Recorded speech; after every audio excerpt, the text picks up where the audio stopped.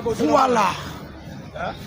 Bonjour et bonsoir, ça dépend les équipes pour nous suivre. Mbote Nabino, ma fidèle abonné Nyon surtout, il y a Yoka Info Télévision, Congolais Télévision, Toyen Natango Oyo, Tosolo Nabino Masolo, il y a Moka, République démocratique du Congo, partout Oyo, Bozali Oyo, Bozoko Nabiso, Tosolo Nabino sur la situation, il y a Moka Nabiso précisément, Oyo Zoko Lekana partout, oriental, est, il y a République démocratique du Congo précisément, na Nord Kivu, na Sud Kivu et na Ituri. Boyebi ete eza ya kopela moto eza se kopela na province na biso ya Ituri, moto ezo kopela précisément na Nord Kivu, moto ezo kopela précisément na Sud Kivu. Na ba moto ezo kopela na boyebi ete ba ligne de front na biso nyonso tout bitumba ezo bundama, bitumba eza makasi me awa na ye na solo na bino par rapport ya tweet ya Kagame, ya tweet ya Bisimwa et Makenga oyo bauti ko tweeter après signature ya désaccord. On a signature, il y a des accords. Parce que si c'était signature, il y a accord, tout le monde a déjà mal à mon corps. Na ba condition au epesami na accord wana ba condition au epesami ezala appliquer. Mais pourquoi ba condition au epesami na signature il y a accord eza appliquer te yango na ye awa to beta na bino masolo to solo na bino par rapport à cette situation.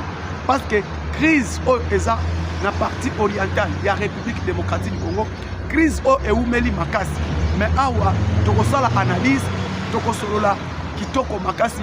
Précisément, nous encourageons aussi un premier sportif de notre pays, qui est le chef de l'État Félix Antoine Tshisekedi Tshilombo, na honneur à Sali, na bananaye, honneur à Sali, na équipe nationale, il y a République démocratique du Congo. Na komona été, le président a remis même standard national na Chancel Mbemba qui est le capitaine de l'équipe nationale na Koyamba o Ayambi Bango et les Congolais qui ont communié ensemble, les Congolais qui se levaient pour communier avec le premier supporter de notre pays qui est le président de la République, le chef de l'État Félix Antoine Tshisekedi Tshilombo na oyo asali pour na équipe nationale na ko honorer Bango na Koyamba kitoko Ayambi Bango les joueurs tous basepeli makasi. Et puis félicitations na ministre na biso ya sport Excellence Didier Boudimbu, félicitations na ba organisateur nyonso ya Léopard lelo oyo ezalaki impossible toko komisa yango possible parce que personne pouvait s'attendre le Léopard, la République démocratique du Congo peut se qualifier devant le Cameroun, peut se qualifier devant le Nigeria. Personne pouvait s'attendre de ça parce que Moutounier Sorebaki, les Léopards n'étaient pas favoris devant le Cameroun, la RDC n'était pas favori devant le Nigeria qui est 9e dans le classement, 5e dans le classement d'Afrique et Cameroun qui est 9e dans le classement d'Afrique. Mais Léopard de la République démocratique du Congo, Tobimi en tête haute devant Batouana Nyon surtout. Nous allons parler de ça ici pendant quelques minutes de notre très pays. Bandeko, Boyebi ete, nous avons signé l'accord. Nado. Cet accord n'est pas accord définitif. Batoubayeba. Oto signé Nadowa. Et ça accord définitif. L'accord définitif est qu'on a signé quelques minutes, quelques jours. Ce que nous avons signé, c'est l'accord des principes. L'accord des principes, Oezalaki Yakofani. Oezalaki Koumela.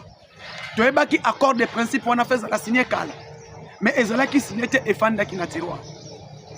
Cette fois-ci, cet accord de principe a été signé à Doha. Nana Bengango, et un document, Oyo to signé, Oyo Esali et Tekeno, Rwanda, Oyo Esali et Tekeno, Ba M23, Oyo Esali qui était Bapé Saba M23, na Rwanda, na maboko ya gouvernement congolais. Bapesa bango na maboko ya gouvernement congolais à s'en charger na bango. C'est ça que nous avons signé. Parce que les désaccords, les désaccords, il y a les principes à suivre dans cet accord. Et cet accord, après qu'on signe, Tomoni, tweet ya Nanga, Tomoni, tweet ya Bisimwa, Tomoni, tweet ya Makenga, Tomoni pe accord wangonde ekumbi Makenga Nanga na hôpital. dans le lit de l'hôpital. Pourquoi? Tu as signé, mais na Shabunda moi tu zopé. Tu as signé accord na Nord Kivu, na Rutshuru, na Masisi, moi tu zokopé là. Tu as signé accord, mais Bitumba ezoko continue. Bitumba ezoko continue. Donc Bitumba chaque jour. Pendant que nous avons signé cet accord. Mais les combats continuent sur toutes les lignes de front. Et Bitumba Oyo, eza Bitumba teke o nini, eza vraiment Bitumba, tomoni niveau Oyo, ba M23, ba komi kokende komiti kandeti mayebo. Ba M23 ba keko se rendre comme mayebo na FARDC. Ba ke komitika, ba zo komitika parce que ba zo kokali susute. Bandeko. Combat Oyo, ya lobby na territoire ya Shabunda. Bitumba na Sud Kivu na territoire ya Shabunda. Les villages, les localités ont été récupérés par les forces armées de la République. Na ligne de front, Nyonso, dans toute ligne de front, Bolonda et Nanga part. Comment tu as signé par accord? Les accords là, est-ce que sera respecté? Les accords que nous avons signés, mais les FARDC, les Wazalendo, pas ont continué à attaquer Bissot.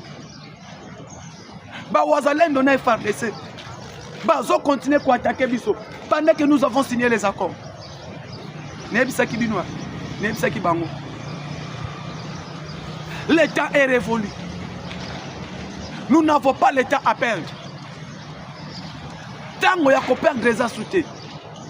Bon, signer d'accord, il faut se retirer. Dans le bien clair, bateau a signé, il faut pression ezala. Alors pression, il faut que pression. Debo moni, ba waza chou, ba waza waza, ba nokomoto. Ba nokomoto balalité. Ba nokomoto balalité. Ba biso to kotike la bango tante. Il faut tout attaquer bango. Hein, tu attaquer bango parce que ceux qui tu attaquer bango et que permettre bango ba respecter ba texte ba signé. Ceux qui tu attaquer bango tu tiki bango bango ba confondre kaka bango parce que les M23 sont comme ça et leur chef qui est Kagame. Ba Wazalendo on a bengaka ba dernier rempart ya République démocratique du Congo. Ba Matisi Minduki.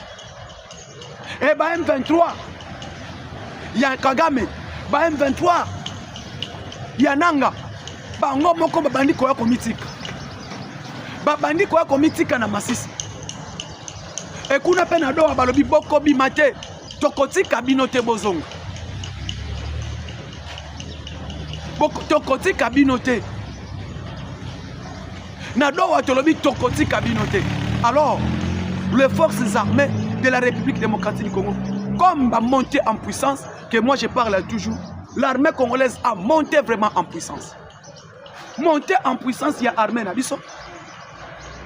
Et Sali, et Tomona, dans toutes les lignes de front, bouge. L'armée congolaise va bouger. Et la localité, auto récupérée. La localité, auto récupérée. Otondima qui te récupérer. Et ces localités sont tellement récupérées. Tu récupères la localité Ebele. Et la localité auto récupérée au Ebele. Entre autres na Masisi, na Rutshuru, na Shabunda. Parce que Shabunda, au bango bachela qui rempart à Souka. Et à qui Shabunda pour atteindre l'Ouvira. Pour atteindre au plateau d'Ouvira. Et dans au plateau d'Ouvira,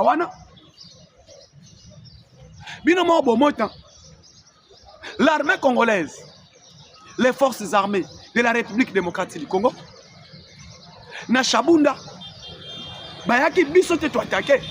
Po bango bakosaka FARDC s'attaquer. Bango ne baye ko attaquer position ya armée na biso.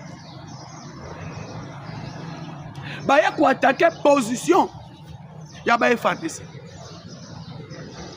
Elle va quoi attaquer position ya ba FARDC. Est-ce que FARDC a kotika kaka? Parce que bango ne ba ko provoquer. Ba ye ko provoquer pendant que ba signer ba accord. Ba signer ba accord mais bazo tikate, bazo continuer ko attaquer position armée. Et les Wazalendo, les FARDC, ba quoi causer la tête que bango batika. Bango pe balobi non, biso faut te répondre. Parce que oh eza provocation. Comment bato ba signer retrait na bango? Bato ba signer 3 textes, ba signer ba texte. Oh bandimi. Ba texte oh ba signer. Na do accord de principe oh ba signer. Faut ba respecter yango. Comment accord de principe ba signer? Bazo ko respecter yango te. Alors, Wazalendo kotika te. Na lobaka yango. Les Rwandais sont comme ça. Kagame c'est un menteur. Kagame il ment comme il respire. À cause de Kandenge a respiré. C'est ça Kagame. Donc Ndenge a respiré, Ndenge a kosaka. Et ngana lobaki yango. L'accord signé na Udowa. Eza vraiment na ninité. Mais l'accord au peuple congolais azozé. Dernier accord peuple congolais azozé là. Oh yo toko signé wapi na Washington. Parce que yado Wakagame peut faire tout. C'est amalgance, malgance ne o amesana ko ça. Yango anati. To signé andimi ko signé mais azoko respecter te. A signé mais azoko respecter. C'est ça Kagame. Comment mutozo signé biloko oyo azoko respecter yango te. Na loba yango Kagame ako respecter ka biloko oyo a signé te. Rwanda ba ko respecter te. Na loba yango batoyo basali na dowa pour congoliser la guerre. Pour congoliser cette crise. Et pour te congoliser yango toke na bango na accord de Doha. Et toke na bango na accord de Doha, toke yebisa bango que non. Et ça conflit congolais. Et cet conflit est congolais. Nde ya Doha. Bako congoliser au guerre. Parce que bakolo banini, il y a Bertrand Bisimwa, il y a Sultan Makenga, il y a Corneille Inanga, et ça na bangwana, batwana baba congolais. Et ce n'est pas un problème du Rwanda, c'est un problème congolais. Ba congoliser guerre. Que y a Joseph Kabila, bangwana nde il faut signer par corps na gouvernement. Et bah kumba biso na nini, c'est un conflit purement congolais. Et ça conflit purement rwandais. Voilà les commissaires. Et le président de la République, il est tellement joué, moko na bengaka Chancel Mbemba. Qualité à chef de l'État. Il y a bien kozala un président politicien. Parce que Joseph Kabila, c'est lui qui était un problème. Il y a un qui problème. Mais oyo tozana ngo sikoyo balingi ba komisa bitumba oyo yikambo ba congolais. Et Tshisekedi akena bango. Il a donné aussi des conditions. Ba conditions au chef de l'État a fixé. Après signature d'accord. Le président a donné des conditions. Et les conditions que le chef de l'État a données. Quelles sont ces conditions que le chef de l'État a données? Nadoa. Et ba condition o mokonzambo kapesi na doa eza ba condition ni parce que batoyo ata bosali ndenge nini nanga aza mutute nanga banani wana baz eneka fachi abengango croquis vide. C'est vraiment un croquis vide. Baya komitika bango moko ba signer bako bandimi retrait na bango bandimi respect la souveraineté à la République démocratique du Congo bandimi l'intégrité territoriale de la République démocratique du Congo est non violable ba signer yango na doa mais elle ba signer ba yeko se rendre compte que biloko to signer fallait pas to signer yango biloko ni to signer na accord de principe. Or, accord de principe, on va signer. Il y a un accord définitif à Washington. Accord définitif à Washington. Et kozala par rapport à l'accord de principe oyo signamé na do. Et na do wakuna l'accord a été signé. Retrait total ya ba troupes rwandaises. Respect à la souveraineté de la République démocratique du Congo. L'inviolabilité et l'intégrité territoriale du Congo. Retour de l'autorité de l'État. Intégration conditionnée. Il y a même 23 entre dans des institutions, tout consort là. L'intégration conditionnée dans l'armée. Et donc, ma condition surtout. Et ce sont des conditions oyo. Et si Mbisi Kagame touche. L'inviolabilité et l'intégrité territoriale. Il y a la République démocratique du Congo. Et bien, signé en Gonadoa. Et tu définir point par point, il y a bilo qui signé en Nadoa. Et bien, tu vas comprendre que le président Tshisekedi a bloqué Kagame Nadoa. Que le président Tshisekedi a bloqué Kagame. Et que bloqué a bloqué et rendre des équilibres. Et raison pour laquelle tu as expliqué bino point par point les documents sont signés na Doha. Et malheureusement certains Rwandais, certains Congolais ont recruté parce que bango ba recruter bango pas Kagame que non ceux qui bozier bokoti bosali boye Tshisekedi a ko intégrer bino na armée boko maboye tout. Et malheureusement babino ko wana nyoso tout et rendre Kagame faible et rendre ye faible akobunda su ndengeni et les M23 malheureusement na bango parce que ba condition oyo eza fixé na Doha ba condition oyo eza fixé na Qatar moyen kutu basala autrement exact. Maintenant parlons maintenant. Les trois textes oyo est bloqué Kagame. Les trois textes oyo est bloqué M23 na Doha. Ba texte oyo est bloqué bango. Ba texte nini? Ba texte nini oyo est bloqué bango. Parce que n'ebisa kibino etekeno. L'intégrité territoriale de la République démocratique du Congo. Respect à la souveraineté RDC. N'est épais sami. Na résolution 2773, il y a Conseil de sécurité. Et résolution 2773, il y a Conseil de sécurité. Et l'Obel Union surtout El Binado. Respect à la souveraineté à la République démocratique du Congo. Et respect à la souveraineté à la République démocratique du Congo. L'inviolabilité et l'intégrité territoriale, il y a RDC. Pas question de violer l'intégrité territoriale de la République démocratique du Congo. Intégration conditionnée dans l'institution et dans l'armée. L'intégration conditionnée. Donc avant de dans l'armée, il y a des conditions et des préalables à suivre.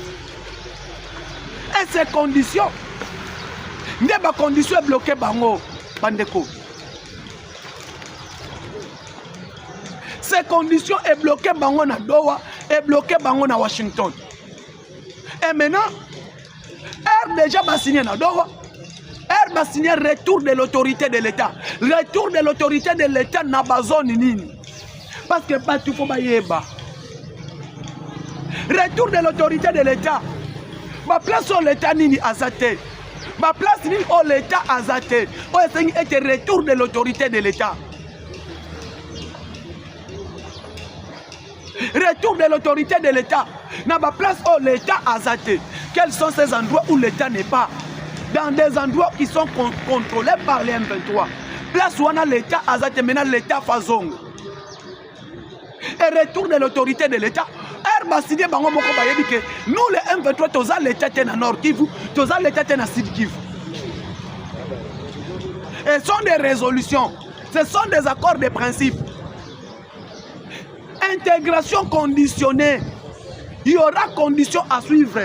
Avant beaucoup de institutions, avant beaucoup de armée. Parce que l'accord déjà, il y a déjà résolution au gouvernement congolais à Sala. Assemblée nationale il y a Congo, va se réunir ça. Si babimisa déjà ba texte. Et ce texte-là existe. Oye lobby était que non. Brassage na mixage et kosale makasu soute. Bandeko, botu na papa mbaso kudia kwanga. Et papa mbaso kudia kwanga asigna. Bafanda na l'Assemblée nationale ya Congo, dirigé par speaker mbaso kudia kwanga na l'Assemblée nationale. Oto lobela déjà makambo itali était brassage et mixage et kosale makasu soute na forces armées de la République démocratique du Congo. Et bah principe wana nyonso tout ezali et bango herba monaki yango boya intégration conditionnée. L'intégration conditionnée et fachi pe afandite bolandi mokonzi mboka na sommet ya CIRGL, conférence internationale sur les régions des Grands Lacs, où le président Tshisekedi a pris la présidence tournante de cette sommet. Il y a région à Grand Lac, où le président de la République, il y a des chefs de l'État, et le gouvernement, et l'exécutif, il y a CIRGL, on va se déplacer dans la République démocratique du Congo. Pour donner Tshisekedi marteau, il y a qu'on dirige cette institution. Et tant que tu as été bandé konangai, bazo pola bazon di mate. Bazo pola mais bazon di mate. L'M23 faire des sazo poudrier bango, faire des sazo boma bango, mais bango bazon di makakate. Raison pour laquelle bota la résolution. Tobi misi ba résolution na doa. Tobi misi ba résolution nyon surtout. Mais l'armée rwandaise n'arrive toujours pas à comprendre. Bango moko bazo komi bazo kufu. Koto ba wazalendo pa ipai. Koto ya FARDC pa ipai. Na ebisa kibino eteke non ba résolution oyo ebimi na niveau. Il y a conseil de sécurité. Ba résolution oyo bimisi na accord de principe. Na ebisa ki batuke biloko ekokanga bango singana king. Pas question d'exploitation des mines communes. Les mines communes, les mines congolais, tu peux exploiter en communauté na M23, na Rwanda.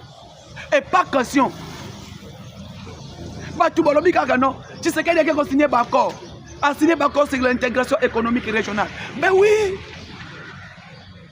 Il y a l'intégration économique régionale pendant que tu as des frontières communes. Et ce sont des frontières artificielles. Ce sont des frontières limitées. Au Rwanda, au RDC. Depuis le premier bord, si nous avons le 7e bord, nous avons la frontière. Et nous avons travaillé sur Makambo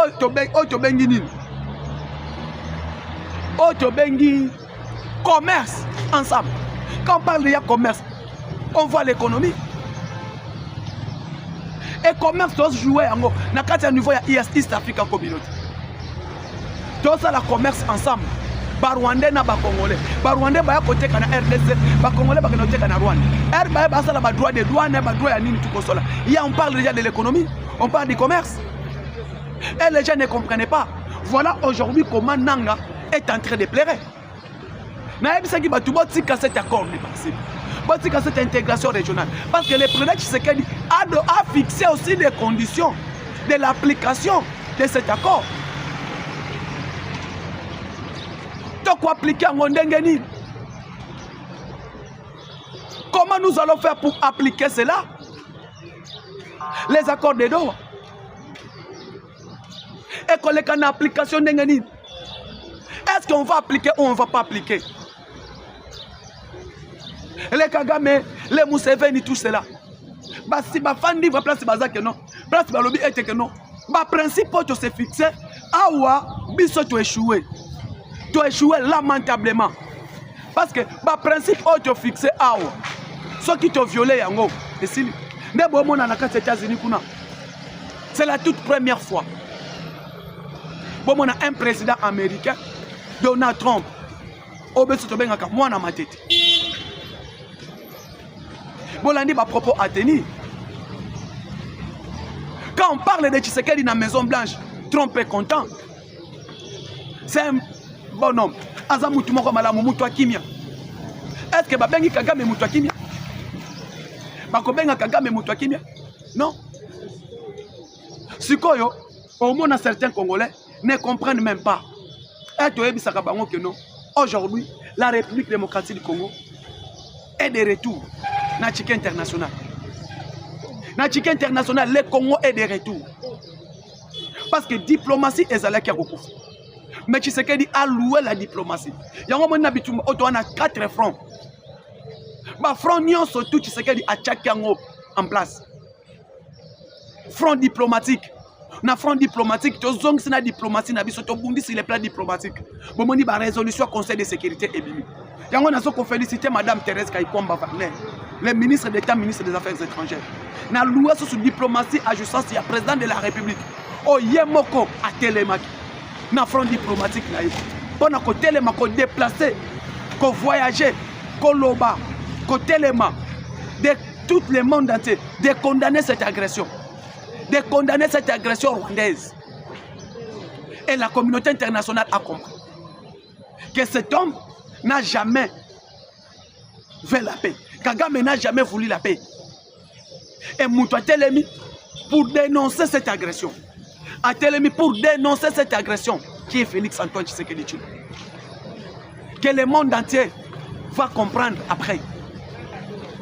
Et Nanga, Museveni, Bazako Kwaya. Et malheureusement, au monde a battu Moussoussou, certains Congolais, Bakoloba, oh non, Bino, Pomoni, Naebisaka Batu Kelelo, Batu Fubayeba. Le président Tshisekedi, c'est quelqu'un à ne pas comparer avec les Kagame et les Museveni. Bon, comparer à Kaye Soussou. T'as la place à Béliba. Et aujourd'hui, le monde entier retiendra qu'il y a quelqu'un qui s'est levé pour dire non contre la République démocratique. Dans le niveau, Léopard a eu une qualification à Bino Solomon. Comment le chef de l'État s'est levé? Dans le match à Léopard, pour soutenir nos joueurs, pour soutenir nos athlètes, nos héros. Après 52 ans passés, la RDC est absent de la Coupe du Monde. Nanya Tchelaki Congo Motem, que Congo Oyo, a comme un niveau Oyo avec Cameroun et Nigeria. Personne. Et la République démocratique du Congo a mis vainqueur devant 5e classement d'Afrique, devant 9e classement d'Afrique.